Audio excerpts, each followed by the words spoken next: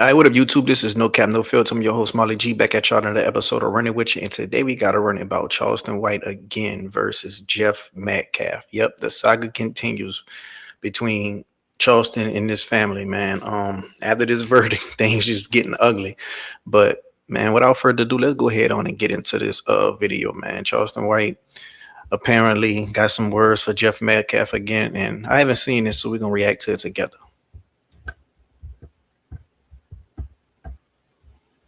The porn industry didn't take your wife. You lost her, you fucking short, fat, pudgy, small, dick, angry man. This fucker died from a pencil poke. They come from a loving mother.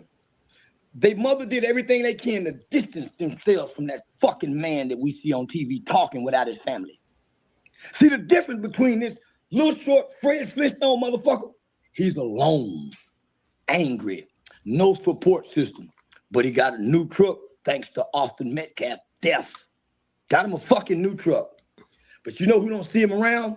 He don't have a wife. He don't have a girlfriend. He don't have a brother. He don't even have a son that hugs him to show that someone's comforting him. You know how miserable he got to be? He's worse than Karmelo. Because Karmelo is surrounded by a support system. I got a Muslim nigga that run the prison where he's at right now. Been down there 27 years. He's protected. It's going to take a guard to kill him. Won't no inmate do it. I guarantee it.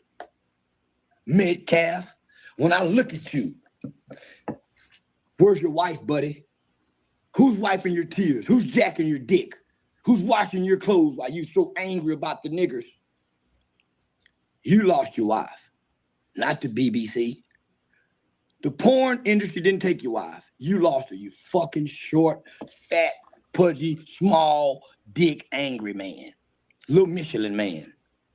Little Michelin man. And you thought your boys was something. So they met a little bitty nigga like me. It's always the little levy dog. It's always the little boys like David to kill Goliath. Your son was a Goliath. That other motherfucker that watched his brother die in his arms, he's a fucking coward. He's a fucking coward like you, boy. I want to challenge you to a boxing match. Short fuck. I would like to fight you on Aiden Ross brand wrist. About a week ago, Aiden Ross told me whenever I'm ready to fight again, I can come fight. I want to fight Austin Metcalf dad on brand wrist or in a UFC fight match. I want to fight you, boy. And I'll beat your fucking ass in front of this living son you got. Beat your fucking ass, short fuck. But boy, too bad. Your wife got a new boyfriend over there. She got an 8-bedroom house now she's never been able to afford. You fucked her credit up. You fucked her whole life up, and she's still hurt by it. Mrs. Metcalf is so fucking hurt, she won't even get on camera with you. She won't even share time for camera time with you, boy. If nothing else, Karmelo Anthony's father and family is still intact. The wife is still there. The mother, oh man, you lost your family, buddy. And because of All right, man. Just the last upload I had of Charleston White, he was apologizing. Now, once again, he's flip-flopping, and now he going off on a man. And I said this might happen, dog. One thing about Charleston White, he just going to say anything to play on people's emotions for views and clicks and clout. And it got him this far, so why would he stop now? You know, like me, I think he should just go ahead on and change his tune and just be on some positive stuff about the youth. But he's going to keep just saying vile things to people, you know, especially people who lost a loved one, you know, even if it's a child or whatnot. But Charleston White, man, at this point, everybody should be onto his game. He's also just trying to get some type of monetization behind this in any way, form, or facet, whether it's digital or whether it's getting bookings for interviews or comedy shows or even fighting somebody. Like he just challenged him to a fight on brand wrist, Aiden Ross boxing event, and Aiden Ross, he just get nothing but the most terrible people to come fight up there. Like I guarantee you, When Chud the Builder come home, he gonna have a bag, and guess what? Charleston White gonna be running right alongside with him. He gonna do anything to be aligned with anybody for a bag, dog. Morals over money when it come to me, dog. Like all money ain't good money, but Aiden Ross didn't already platform people that's being racist, and I just never think it's okay to reward terrible people, saying the most vile things, off in the name of money. That you lost your son. Had you been a better father, a better husband, you could have stayed in the house with him. She couldn't take it anymore. From what I hear, she was tired of justifying the black eyes and bruises. Austin pleaded with his mother to leave you long before now. He was the most angriest because he was the one that had the direct impact of the abuse, the neglect. You want me to go on? Do I need to go on? I know too much about you. You know everything about me, and I know everything about you. Why? We're both Republican Party members of Texas. That's why you say, oh yeah, Charleston, he's one of the smart niggas.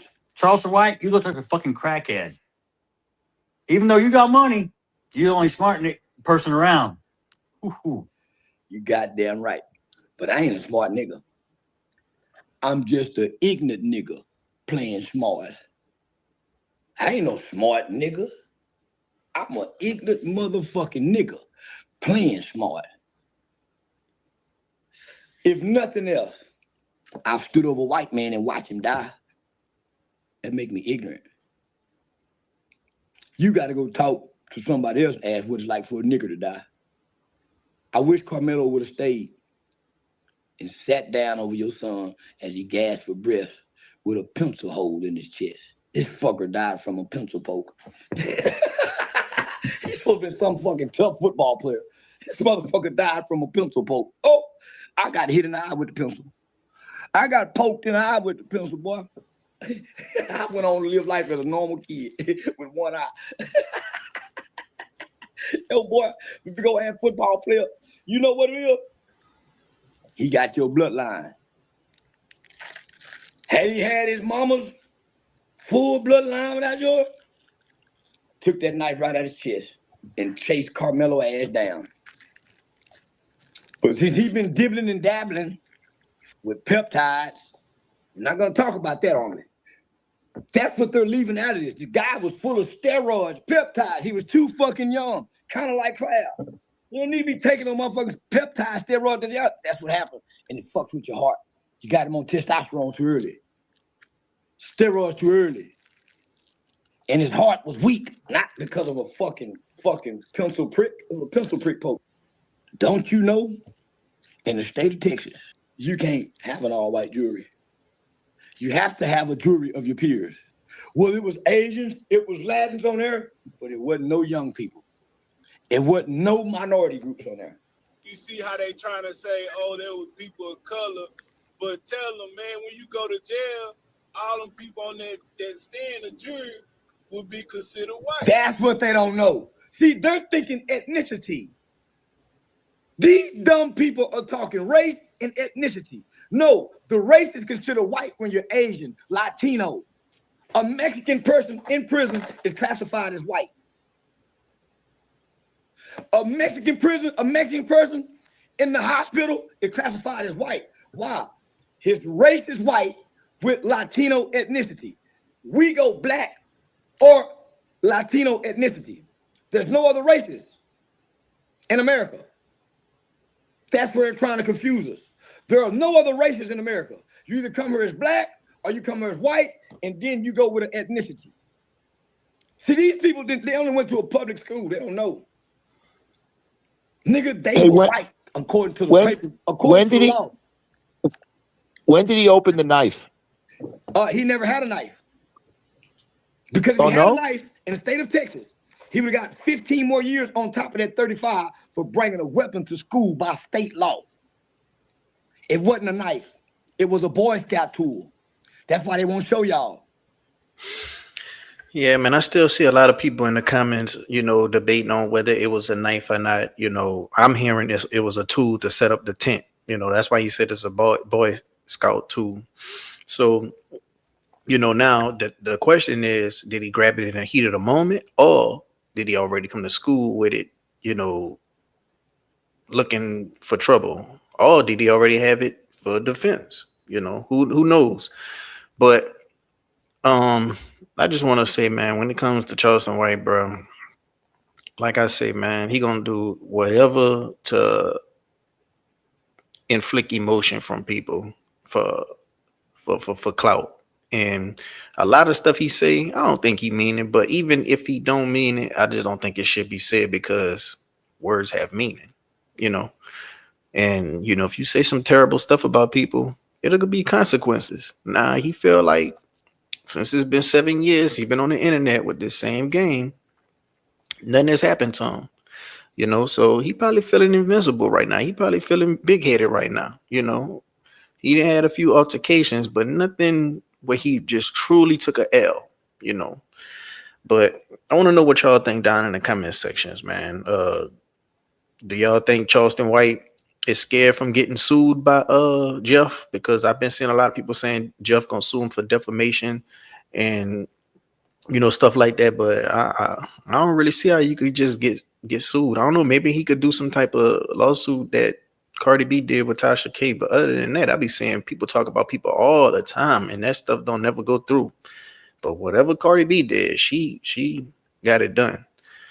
So do y'all think that Jeff will be able to sue Charleston? Let me know down in the comment sections. If you like the video, hit the like button. If you're not subscribed yet, what you waiting on? Until next time, I'm out.